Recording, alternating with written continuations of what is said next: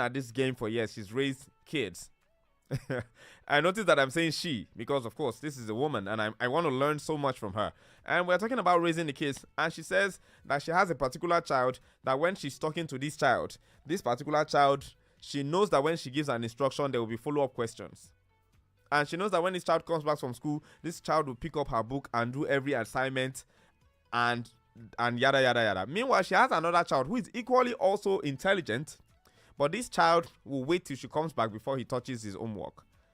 And then she understood and learned that while she was talking to the child who would need to do his homework by compulsion, the other child that has done it and doesn't even need any kind of supervision would then bring her own homework and say, "Oh, mommy, my homework, do you want to check it?"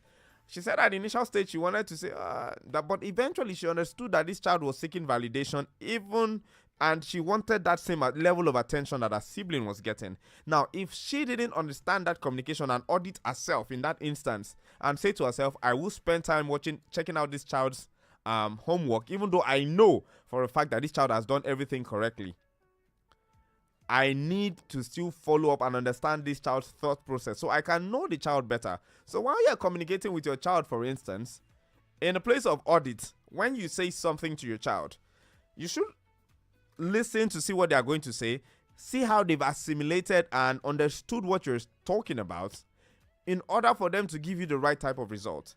Hence, you will not have cases where you're giving someone an instruction and they are carrying out something that is far away from the instruction you gave. You understand this, which is something that, a lot of parents and spouses suffer from, where you and your spouse have a conversation, you just had a conversation, there was no you gave an instruction, sorry. It was an instructive session. It was a coaching session. It was supposed to be a conversation, but because of the kind of person you are, because of the way you were raised, you made it a coaching session. This person just had to listen, assimilate, and go and get you the results. Now, you didn't let this person ask a question to tell you, oh, so what method do you want me to use to achieve this result? How do you want me to go about it? Am I supposed to sit down while doing this, or am I supposed to run? Will I get the best results by sitting, or will I get the best result by running? This is supposed to be a conversation. Now, when you have a conversation with someone and you say something and they maybe repeat it to you for clarification and then make an inference or ask an intelligent question, it lets you understand how soon or how fast or how well these individuals understand what you've spoken about. If it isn't a communication, there will be issues. If it isn't a two-way street, there will be issues with execution. And that is a place where a lot of relationships are suffering, where people are saying in Yoruba, I'll translate for those who don't understand Yoruba, it's a common thing you hear, "Omo yo king baron." That this child doesn't listen. You give this child an instruction and this child is doing anything but the thing you ask the child to do. Sometimes, when I was growing up, when my mom is sending me on an errand, she would say, and this is just from the function of being a very playful child, my mom would say, "What did I send you?" She would say, "Go and buy this 100 naira, that 200 naira, and that one 500 naira. This is 1,000 naira. You would be bringing me 200 naira change. Repeat after me."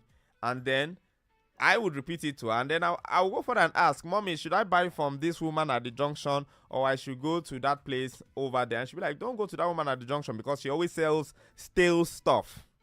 Go to that other woman that you talked about because her own is fresher." Now you have given a proper instruction to the child.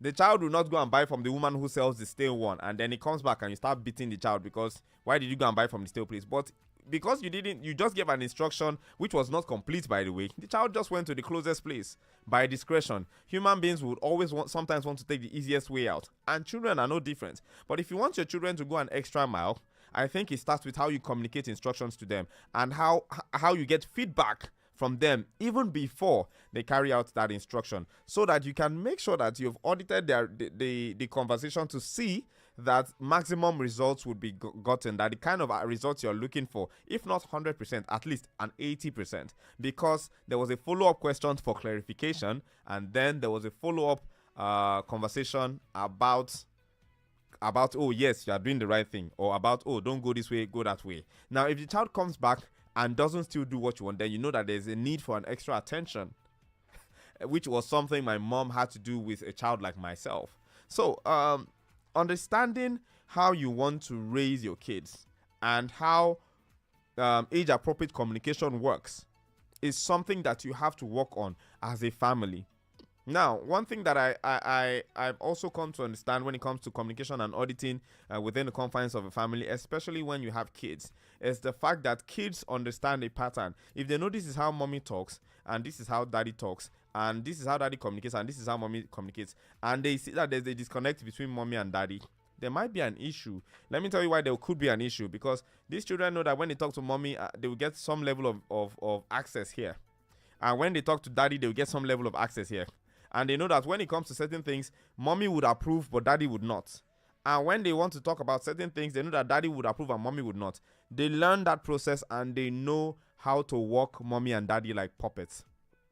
Now, so we don't raise dysfunctional kids or kids who make a trade of cheating their parents and the likes of things like that. I think it is necessary that parents themselves always have a unified front when it comes to communication. Whatever it is you're saying to your kids, you must have a unified front. So the kid is not coming to daddy to ask for ice cream and daddy is saying no, and then they go to mommy and mommy is like, oh, go to the fridge and take one. And then the daddy sees the mommy picking up the ice cream and the kid taking the ice cream and say, I told you no ice cream. And say, but mommy said I can go and take it. Now, in that situation, you would say, oh, you've challenged my authority, you've made this kid disrespect me, and so and so and so. That is a break in communication, because in the first instance, mommy and daddy should always have a united front. So something that some couples do is that when a child comes to ask you for something, and these children are asking when mommy and daddy are not together, the foolproof way to do is to say, go and ask your mommy. Daddy says, go and ask your mommy. Because daddy should assume that maybe this child already asked mommy gave a no, and then this child is coming to me to ask as well. It's just something that I think should work. I might be wrong, but then it is something that I feel once mommy has said no and you are asking, oh, please ask mommy's permission, and then you can then go back another time and say, oh, this child was asking me for this earlier. Oh yes, I told him no, or I'm saying that they can get it after they've done what I asked them to do. It shows that mommy and daddy are agreeing on something. It shows that this is a unified front, and it would help prevent a lot of things from going wrong, because a lot of parents fight over instructions and counter instructions or counter directives that they give their kids. So, case in point, the mother has been at home with the children all day. The children have had a couple of treats. They've eaten sweets, biscuits, ice cream. And then daddy comes back from work and like, hey, daddy, welcome. Daddy, we want ice cream. And daddy hands over ice cream to them. And mommy comes out and she's like, no, they've had too much ice cream today. Why are you giving them? And it becomes an argument. I just came back from work. They asked me, am I not supposed to give my children what they want when I can afford to do it? Yes, it's not as if you shouldn't do that. But because that thing sort of brings a level of counter instruction, because mommy already said you've had enough ice cream for today, but because they know you were not privy to that information, which shows you don't communicate, and the kids know to play on that. That's what I'm trying to correct. And that is why it is necessary that you audit your communication in marriages, in relationships, as parents. Whatever it is you're communicating, you must audit it. Another audit that is necessary in communication is one that has to do with in-laws. It is very, very important that when you are talking to your in-laws, you audit your relationships. Now, I want to say this to you as a matter of experience and some things that I've heard other people talk about. Now, I have a mentor whom I speak with from time to time about how he deals with his in-laws. Now, in-laws are a beautiful part of our lives if we know how to manage them. The fact that you are married to their daughter, they trust you, they gave you their daughter, they are happy when they see you. Even though we can disagree sometimes on the mode and form of conversation or who to say what or who to do what, in-laws are regardless a beautiful part of our lives if we know how to handle them. So a very interesting person that I know, she told me that she doesn't have a lot of communication around money and some other things with her in-laws. Their son handles it. What she does is that she has a way of buying gifts and distributing and doing stuff at particular times in the year. When they travel and they come back from abroad, she's getting stuff for all the kids and doing all sorts. But when it comes to direct demands for finances and whatsoever, her husband knows to handle that with his family members. She doesn't have to wade into the matter. Even if she will contribute, it comes first to her husband and then they come to her through them. She says she learned that the hard way because in the early stages of a marriage, she learned to talk to people a certain way. But from where the man is from, you have to address your in-laws with a certain level of reverence, which she didn't understand and her husband didn't tell her. A breach of communication. But then the in-laws assumed that she was just disrespectful. So, while she was learning the best ways to communicate and interface with her in-laws, the husband was giving her the masterclass in-house. But immediately after that first level of misunderstanding came up, it became, oh, whatever it is that has to come to me from your family has to be routed through you. And then whatever has to come to my family to you, sir, will come through me. It will be routed through me. So we can have less. Because, for instance, there are certain things I would say to my sister that she would understand, or my elder brother, or any of my siblings. They would understand, oh, this is our brother. That's how we talk. But if my wife says the same thing, it could become an issue. And these are some things that can be avoided in the place of balance, in the place of proper communication, in the place of looking at how conversations and things have happened over time. And you as a spouse, protect your spouse from those disagreements that could come. There are so many reasons why you should audit your financial dealings in marriage. There are so many reasons you should audit your parenting styles, because per time, kids will grow up and outgrow a particular way of doing things. Did you used to use 2 fingers to spank your kid, or you've agreed that we're not spanking, or we're not doing this, or we're not doing that? Now, if you've made it up in your mind as a single person that, oh, I'm not going to spank my kid, I won't chastise my kid this way that I was chastised while I was growing up, have you discussed it with the person you're about to marry to tell him that, sir, when we have children, I don't think we should do corporal punishment? And then you come into the relationship and the guy picks up his bedroom slippers to spank your child, and then you start recording a video and you're like, my husband is abusing my child. But did you have the conversation before you even got to the place where you're getting married? Did you discuss it? Did you audit it based on where you're coming from and where you want to be? The reason sometimes we audit is because we are looking at where we are coming from, the way we were raised. We want to be better parents than we had. But then we're coming from those people who had that very, very interesting way to raise us. We are an amalgamation of the decisions that our parents made and the decisions we made ourselves. Now, while you are living with someone who was raised entirely different from you, it's a very, very interesting ball game as well. And while that is happening, don't forget that when you come together, your lives will change based on the level of interaction you have. But one thing you must talk about: style of parenting, financial goals, finances, goals for life, communication, family ties, extended family ties, the number of kids, and all of these things. You must from time to time talk about them again to make each situation better. Because if it was applicable 10 years ago, it still is applicable now, but then an evolution of that idea is applicable now. Don't forget, there was a time we were talking about, something subscription, BBM subscription. Now we are just doing data, and the iOS and the Android stores are on a different operating system and everything has evolved. But it is still mobile technology. But mobile technology from 2005 is not what it is today in 2025, which is just 2 decades.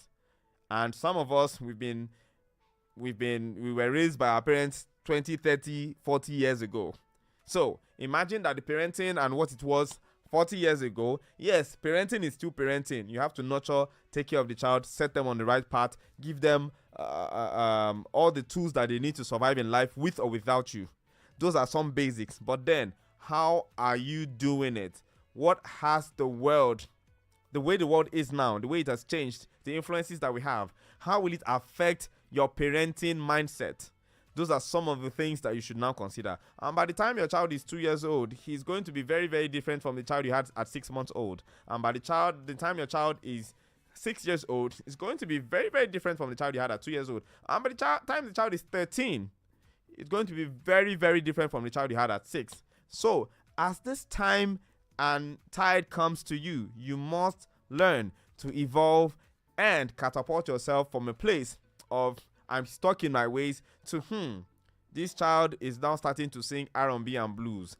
he may be liking a boy or girl in school. He's starting to have more friends from the opposite gender. How do I prepare my child for a life away from sexual immorality? These are conversations that you must not shy away from, and you must audit with your spouse, because your understanding of raising a child in that sphere might be different from what your wife is thinking. So you must sit down and talk about the fact that your 6-year-old is now a 13-year-old or an 18-year-old or 21-year-old. You must, from time to time, sit and talk about these things, because everything changes, people grow, and there will be outside influences that you have to factor into every stage of the conversation. I've been doing this for quite some time now, and I think I got a couple of messages that I want to get to real quick, just in form of responses that people have had. This one says, "Good morning, OSYB. I'm Henry from Ojo. Very, very true. Partners make such mistakes as long as father or mother say no.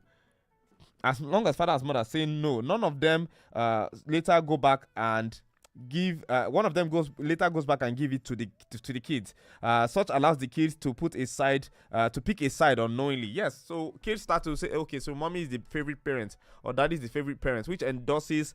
We know that when we talk to mommy, we will get this thing, which may be something daddy has a very cogent reason for not wanting them to interface with that thing. So it is necessary you converse and audit. Your daughter came to ask me for a phone. No, your daughter that is going to clock 13 next week, is asking me for a phone. No, she says she wants to be on social media. She wants to start doing content.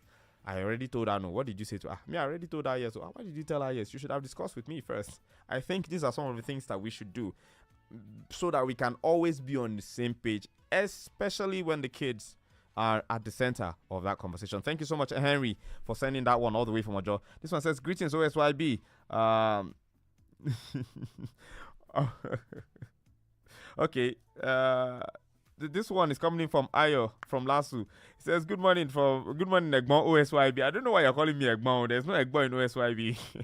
Ayo from Lasu. Egbon OSYB. At the end of the day, I've learned that communication covers all. Well, brother, communication is a very, very important thing, because by communication, God created the world. He said, let there be, and there was. And he instructed things to come out from things that didn't exist beforehand, but he spoke those things into existence. And sometimes, even in communication, the way you're doing it is what makes the life easy. Make your communication clear, make it concise, make it simple to understand, and make sure that it is one that feedback will be easy to get. So don't make your communication ambiguous. Don't tell your child, go and bring something for me. And the child is asking, where should I put it? I say, put it on my head.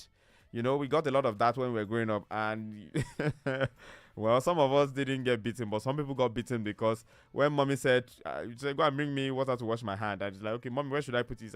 Put it on my head. And some people actually did that.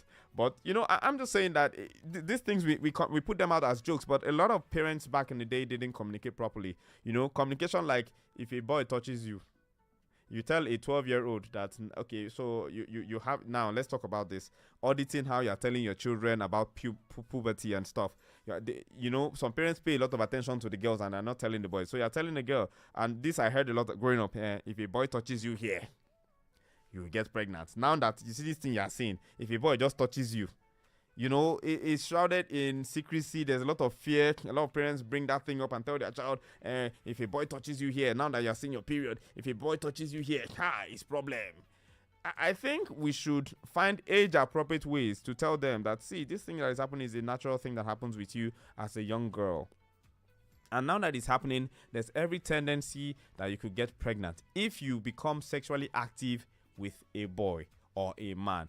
This is the time you need to be more careful. And then aside that, teach them lessons on hygiene, on counting the days. There are so many other things that you could tell a young lady about the period and everything, the cramps, the pain, how to deal with it, what is preparing them for. You know, this is something that a lot of young ladies will tell you they didn't get the proper communication from their parents. So let's leave that place where we are communicating like cavemen without being proper with our communication or just using scare tactics, to a place where we're communicating properly to our children, our loved ones, and our extended family members.